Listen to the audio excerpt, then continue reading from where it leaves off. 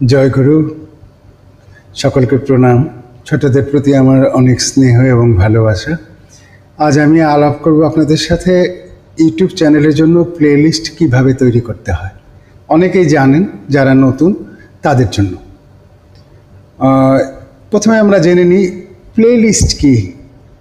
আমিও নতুন, আমিও অতটা ভালো জানি না, তবুও একদম সহজ ভাষায় আপনাকে আমি বলে দিচ্ছি। আলাদা আলাদা ফাইল করে গানের ক্যাটাগরি অনুযায়ী আলাদা আলাদা গানগুলো আলাদা আলাদা ফাইলে জমা করে রাখা। যেমন ধরুন, আপনার 100টা গান আছে, এর মধ্যে 10টা রবীন্দ্রসঙ্গীত, 10টা নজরুলগীতি, 10টা লালনগীতি, 10টা ফোক গান বা অন্যান্য গান, সিনেমার গান। তো আপনি এই গানগুলোর জন্য আলাদা আলাদা ফাইল করে নজরুলগীতি আলাদা করে রাখা, রবীন্দ্রসঙ্গীত আলাদা করে রাখা, লালনগীতি আলাদা করে রাখা, বাউল গান আলাদা করে রাখা। এটা ঠিক আছে। এতে আপনার লাভ কি?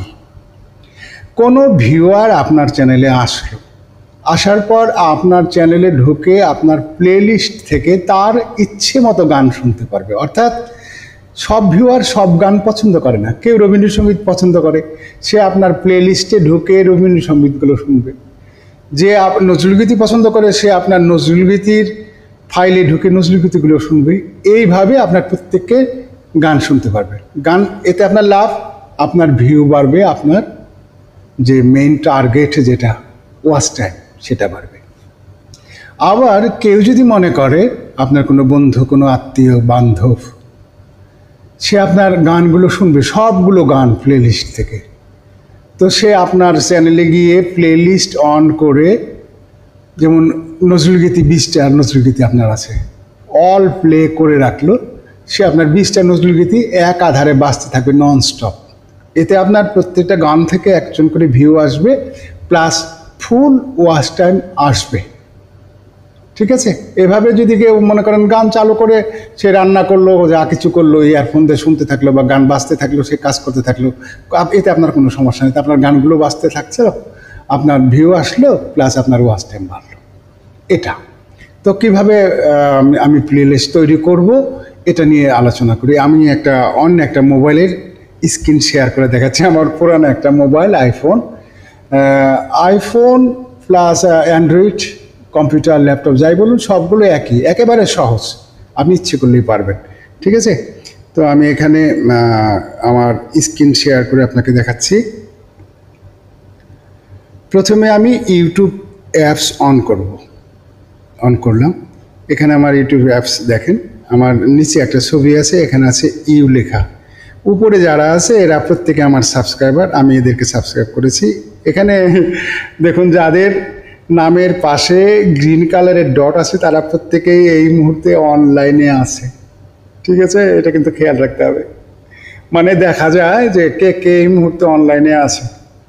এই গ্রিন কালারের ডট যতগুলো আছে সবাই এই মুহূর্তে অনলাইনে আছে। অনেক লোক। আর যাদের ডট নেই, গ্রিন কালার নেই, তারা এই মুহূর্তে অনলাইনে নাই। ঠিক আছে, তো এটা বোঝা যায়। আমি দুষ্টিমি করলাম সবার সাথে। ঠিক আছে, এখন আমি এখানে টাচ করলাম, নিচে আমার প্রোফাইল পিকচার এবং ইউতে টাচ করলাম। আমার এখানে বড় প্রোফাইল পিকচার আসলো, এই বড় প্রোফাইল পিকচারটাতে আমি টাচ করলাম। টাচ করলে দেখেন এখানে আমার প্লেলিস্ট আছে, হোম, ভিডিও, শর্ট, প্লেলিস্টে টাচ করলাম। আমার প্লেলিস্ট তৈরি করা আছে। ঠিক আছে, কাজে আমি এটা দিয়ে দেখাবো না, আমি নতুন একটা আইডি দিয়ে আমি আপনাকে দেখাচ্ছি। এখানে দেখুন আমার ফোক সং, বাউল সং, হিন্দি সং, রবীন্দ্রসঙ্গীত, নজরুলগীতি, লালনগীতি, এভাবে প্লেলিস্ট আছে। ঠিক আছে, আমি অন্য একটা জিমেল দিয়ে দেখাচ্ছি, কারণ এটা আপনার পুরানো অ্যাকাউন্ট। আমি নতুন একটা জিমেল দিয়ে দেখাচ্ছি। তো দেখুন, নিচে ডান সাইডে ইউটিউব চালু করার পর নিচে ডান সাইডে আপনার একটা প্রোফাইল পিকচার আসবে, প্লাস নিচে লেখা থাকবে ইউ। এখানে একটু টাচ করবেন। টাচ করলাম, এখানে আমার নাম আসলো রঞ্জিত কুমার, এখানে আপনার নাম আসবে। এখানে যে প্রোফাইল পিকচার আসবে। এখানে দেখেন, প্রথমেই দেখেন বড় লেখা আছে প্লেলিস্ট। এখানে একটা প্লাস চিহ্ন আছে, এই প্লাস চিহ্নতে আপনি টাচ করুন। টাচ করলাম, চয়েস এ টাইটেল, নিউ প্লেলিস্ট, চয়েস এ টাইটেল, এখানে টাচ করুন। লিখুন আপনার যে গানের যে ক্যাটাগরি হবে, যেমন আমার নজরুলগীতি লিখলাম, নজরুল গীতি। আপনি এখানে ইংরেজিতেও লিখতে পারবেন, বাংলায় লিখতে পারবেন, আপনার ইচ্ছা। নিচে আছে ভিজিবিলিটি, প্রাইভেট, তার ডাইন সাইডে আছে একটা অ্যারো চিহ্ন নিচের দিকে, আমি অ্যারোতে টাচ করলাম। এখানে আমি পাবলিক 1 নাম্বারটা অন করে দেব, পাবলিক অন করে দিলাম। এখানে কোলাবোরেট এখানে আমি অন করে দিলাম। এখানে নিচে আছে ক্রিয়েট, ক্রিয়েট অন করলাম, আমার একটা প্লেলিস্ট তৈরি হয়ে গেল। দ্বিতীয়টা ব্যাগে গেলাম, আবার সেই প্লেলিস্টের প্লাসে টাচ করলাম। এখানে আমি আর একটা ফাইল তৈরি করব। এখানে আমি তৈরি করব লালন গীতি, লালন গীতি, একেবারে সহজ, একটু খেয়াল করবেন। পাবলিক করে দিলাম। কোলাবোরেট, এই কোলাবোরেটটাও অনেক গুরুত্বপূর্ণ। আমার 2টো প্লেলিস্ট কিন্তু হয়ে গেছে অলরেডি, ঠিক আছে। এই দেখুন, এখন আমি প্লেলিস্টের অল ভিউয়ে গেলাম। এখানে দেখুন আমার লালন গীতি একটা ফাইল হয়ে গেছে, নজরুল গীতির ফাইল হয়ে গেছে। এভাবে লালন গীতি, নজরুল গীতি এরকমভাবে আপনি ফাইল তৈরি করতে পারবেন। আমি ব্যাগে চলে যাচ্ছি। তো এখন আমাদের ভিডিওগুলো কিভাবে প্লেলিস্টে নিয়ে যাব সেটা দেখিয়ে দিচ্ছি। তো প্রথমে আমি যাব আমার ইউটিউব স্টুডিওতে। আপনি আপনার ইউটিউব স্টুডিও অ্যাপস অন করবেন। অন করলাম,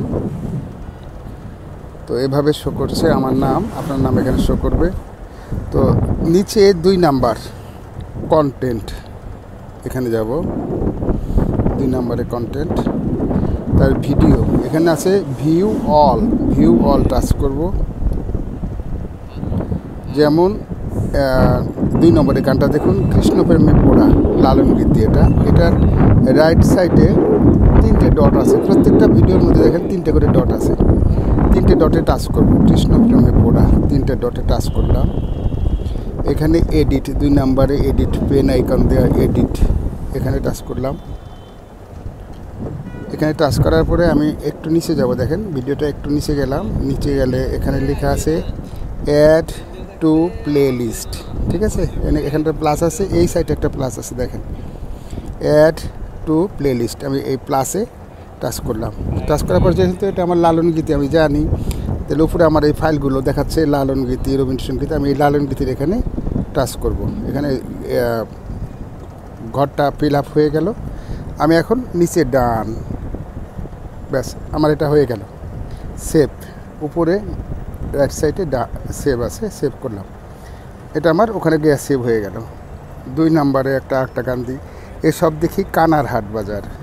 3 ডটে টাচ করলাম ডান সাইডে, এডিট, পেন আইকন টাচ করলাম। একটু নিচে গেলে অ্যাড টু প্লেলিস্ট, প্লাচিন আইকনে টাচ করলাম। অ্যাড টু প্লেলিস্টের প্লাস রাইট সাইডে টাচ করলাম, লালন গীতি, ডান, উপরে রাইট সাইডে সেভ। তো আমার গান দুটো ওই লালন গীতির ফাইলে চলে গেল। এখন আমি যদি কখনো ভুলবশত একটা গান, আমি ধরুন এটা লালন গীতি ছিল, আমি ভুলে রবীন্দ্রসঙ্গীতের ফাইলে ট্রান্সফার করে ফেলছি, এটাকে আমি কিভাবে বের করে আনবো? তো যেমন কি করি কোন পথে যাই, আমার এই গানটা আমি রাইট সাইডে ক্লিক করলাম, 3 ডটে এডিট, নিচে আছে অ্যাড টু প্লে লিস্ট, আমি এখানে টাচ করলাম। এটা লালন গীতি, ধরুন এটা আমি রবীন্দ্রসঙ্গীতের মধ্যে টাচ করে দিয়ে দিচ্ছি, ডান, সেভ। তো এটা আমার রবীন্দ্রসঙ্গীতের মধ্যে চলে গেল, কিন্তু এটা কিন্তু আমার লালন গীতি আমি ভুলে করে দিয়েছি। আমি এটা এখানে চেঞ্জ করব। আবার আমি নতুন করে কি করি কোন পথে যাই, এখানে টাচ করলাম 3 ডটে, এডিটে গেলাম। এডিটে যাওয়ার পর নিচে প্লে লিস্ট রবীন্দ্রসঙ্গীত, আমি প্লাসে টাচ করব। প্লাসে টাচ করে এই রবীন্দ্রসঙ্গীতের এই ঘরটা আমি টাচ করব, এটা মুছে গেল। তা এটা আমি লালন গীতিটা টাচ করলাম, ডান করলাম, সেভ করলাম, তো হয়ে গেল। এখন আমি ব্যাগে চলে আসলাম। এখন এই সব কিছু কিন্তু হয়ে গেছে একদম সম্পূর্ণ, ঠিক আছে। তো এইভাবে প্রত্যেকেই আপনারা প্লেলিস্ট তৈরি করবেন। প্লেলিস্ট তৈরি করলে অনেক ভালো ভিউ আসে ওখান থেকে, তারপরে চ্যানেলটাও পরিপাটি হয়, প্লাস অনেকে গান শুনি, অল প্লে করে গান শোনা যায়। সবাই প্লেলিস্ট তৈরি করুন, আমি শুনবো, যখন সময় পাবো আমি শুনবো সবার গান। ওকে, নমস্কার, নমস্কার, জয় গুরু, জয় গুরু।